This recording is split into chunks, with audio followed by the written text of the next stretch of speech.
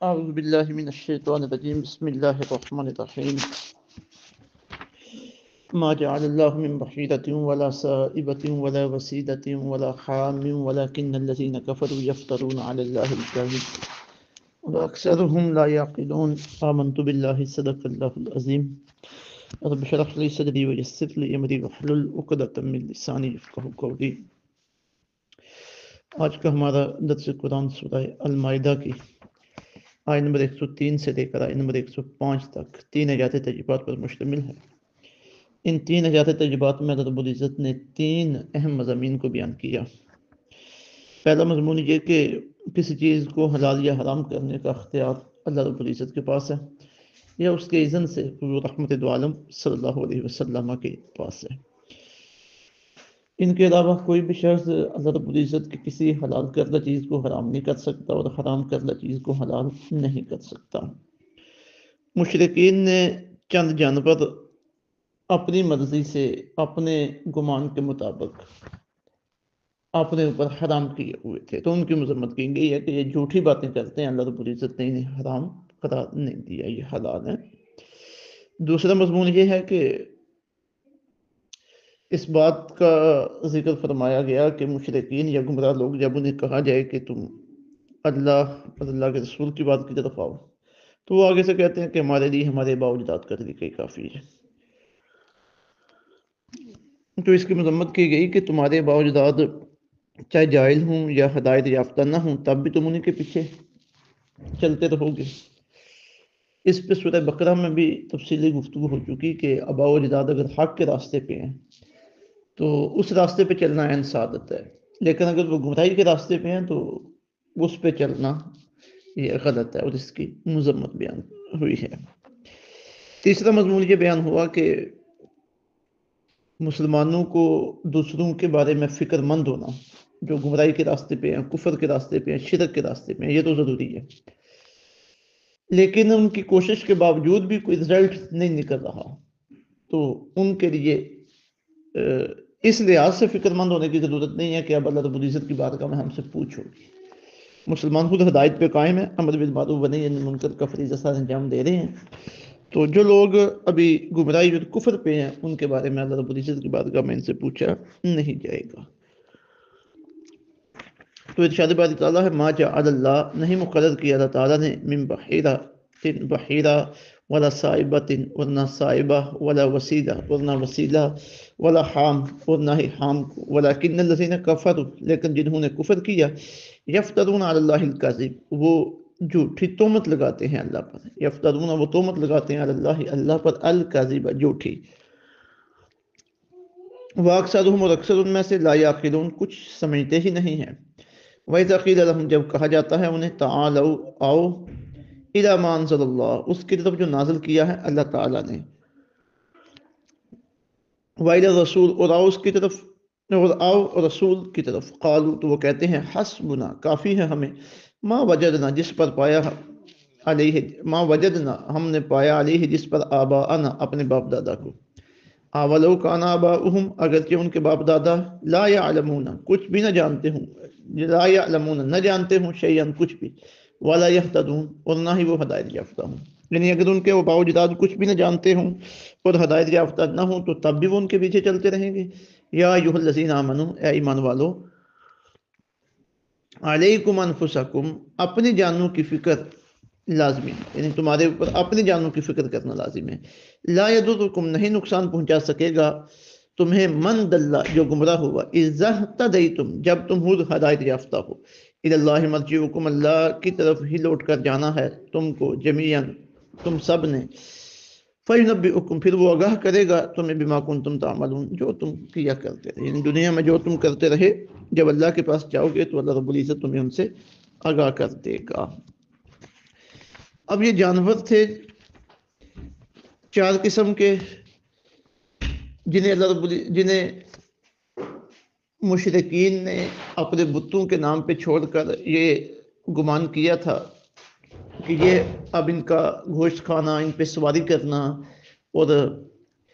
ان کا دودھ پینا یہ ہمارے لیے حرام ہے۔ حالانکہ حرام تو چیز تب ہوتی ہے جب اللہ رب العزت حرام کریں، تو فرمایا گیا کہ ایسا نہیں ہے، یہ چیزیں حرام نہیں ہیں، انہوں نے جھوٹا اللہ رب العزت کے اوپر الزام باندھا ہے، ان کے پاس اختیار نہیں ہے کہ یہ کسی چیز کو حرام قرار دیں۔ تو سب سے پہلے ذکر کیا گیا بحیرہ کا، ما جعل اللہ من بحیرہ، نہیں مقرر کیا اللہ تعالیٰ نے بحیرہ۔ بحیرہ کا جو لغوی معنی ہے وہ ہے کانچیرہ۔ تو یہ مشرکین کی کوئی اونٹنی جب 5 بچے جنتی اور اس کا آخری بچہ نر ہوتا تو وہ اس کا کان چیر دیتے اور پھر اسے چھوڑ دیتے بتوں کے نام پہ، اور کہتے کہ اس پر سواری کرنا، گوشت کھانا یہ ہمارے لیے حرام ہے۔ اس کی مذمت کی گئی ہے کہ اللہ رب العزت نے اسے حرام قرار نہیں دیا۔ آگے ولا صائبہ، اور نہ صائبہ کو اللہ نے مقرر کیا۔ صائبہ اس اونٹنی کو کہا جاتا تھا کہ جب کوئی آدمی سفر پر جاتا اور بخیریت واپس آ جاتا یا بیمار ہوتا تو وہ نظر مانتا کہ اگر میں دوران سفر بیمار ہو جاتا، گھر میں پہنچ گیا خیریت کے ساتھ، اس بیماری سے صحت یاب ہو گیا، تو میری یہ اونٹنی صائبہ ہو جائے گی، یعنی اس کا دودھ، گوشت اور سواری میرے لیے جائز نہیں ہوگی، تو وہ اونٹنی، اس اونٹنی کو صائبہ کہا جاتا تھا۔ آگے فرمایا ولا وسیلہ، اور نہ ہی اللہ تعالیٰ نے وسیلہ کو مقرر کیا۔ وسیلہ وہ بکری ہوتی تھی، اگر وہ سب سے وسیلہ بکری اگر سب سے پہلے بچہ جنتی تو وہ اسے اپنے بتوں کے نام پہ چھوڑ دیتے تھے، اگر بچی جنتی تو اسے اپنے پاس رکھتے تھے، اگر بچہ اور بچی دونوں جنتی اکٹھے ہوتے تو پھر بچے کے ساتھ بچی کو بھی وہ بتوں کے لیے چھوڑ دیتے، بتوں کی نظر کرتے، تو اسے وسیلہ کہا جاتا تھا۔ تو فرمایا کہ وسیلہ کو بھی اللہ تعالیٰ نے مقرر نہیں فرمایا۔ پھر فرمایا ولا حام، اور نہ ہی اللہ تعالیٰ نے حام کو مقرر فرمایا۔ حام اس اونٹ کو کہتے تھے کہ جس کی جفتی سے 10 بچے پیدا ہوں، 10 بچے ایک اونٹ کی جفتی سے پیدا ہو گئے تو اب اس پر سواری اپنے اوپر حرام کر دیتے تھے، اسے حام کہا جاتا تھا۔ تو یہ 4 قسم کے جانور تھے جو بتوں کے لیے نظر مانتے تھے اور انہیں اپنے اوپر حرام کر لیتے تھے۔ تو اللہ رب العزت نے فرمایا کہ یہ ہماری طرف سے اس طرح کا کوئی آرڈر نہیں ہے۔ تو اس سے یہ بھی پتہ چل رہا ہے کہ یہ جانور حرام نہیں ہوتے تھے، بتوں کے نام پہ جانور چھوڑا گیا حرام نہیں ہے۔ جانور تب حرام ہوتا ہے جب بت کے نام پہ ذبح کیا جائے۔ پھر آگے فرمایا وَلَٰكِنَّ الَّذِينَ كَفَرُوا يَفْتَرُونَ عَلَى اللَّهِ الْكَذِبَ، لیکن جنہوں نے کفر کیا وہ تہمت لگاتے ہیں اللہ تعالیٰ پر جھوٹی، وَأَكْثَرُهُمْ لَا يَعْقِلُونَ، اور اکثر ان میں سے کچھ سمجھتے ہی نہیں ہیں۔ پہلے بھی 2 مرتبہ یہ بات واضح ہو چکی کہ قرآن پاک میں جو ارشاد ہے وَمَا أُهِلَّ بِهِ لِغَيْرِ اللَّهِ، جہاں پہ ان جانوروں کی لسٹ گنوائی گئی ہے جن کا گوشت کھانا جائز نہیں ہے، یعنی مردار، خنزیر وغیرہ وغیرہ، تو وہاں پہ ہے وَمَا أُهِلَّ بِهِ لِغَيْرِ اللَّهِ، جسے ذبح کرتے وقت غیر اللہ کا نام لیا جائے۔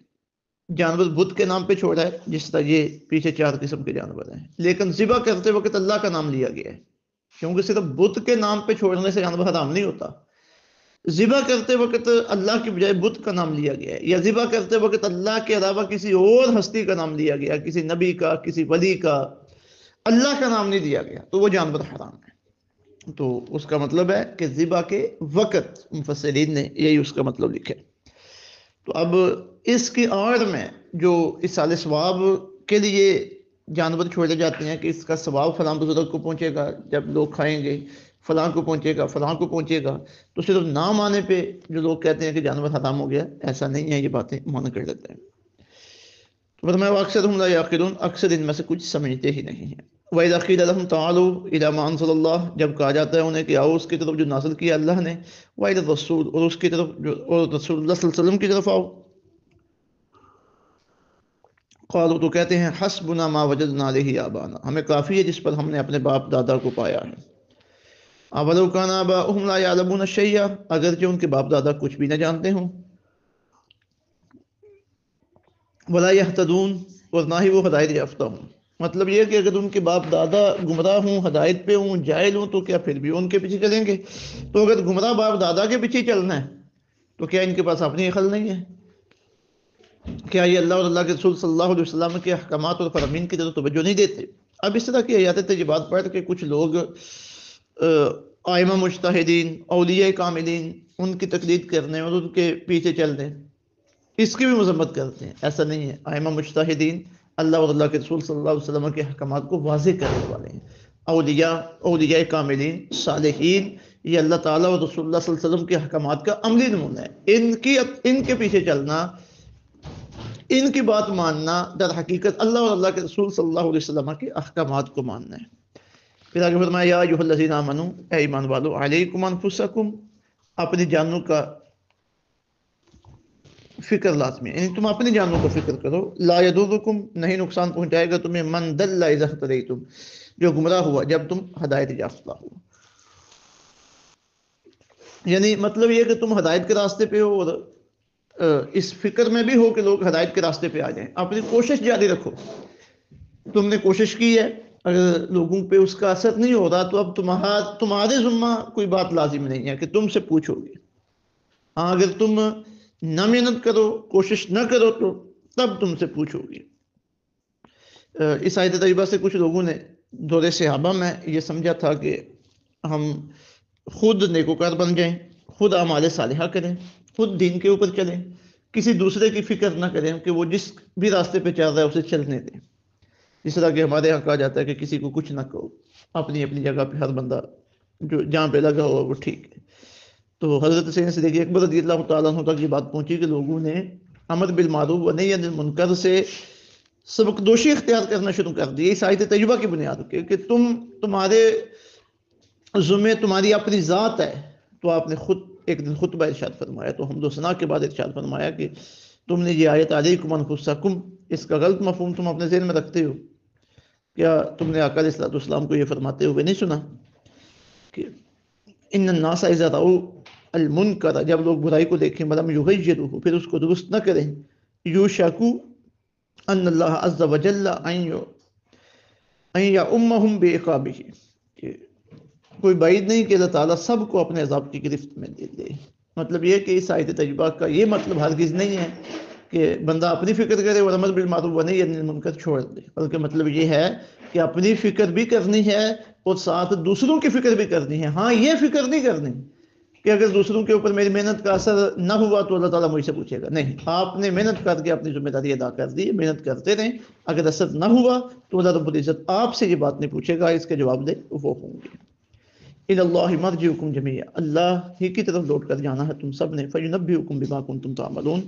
پھر وہ آگاہ کرے گا تمہیں جو تم اس دنیا میں کیا کرتے تھے۔ آج انتہائی اہم مضامین آگے ہیں، اللہ رب العزت سمجھ کی عمل کی توفیق عطا فرمائے، وما علینا الا البلاغ المبین۔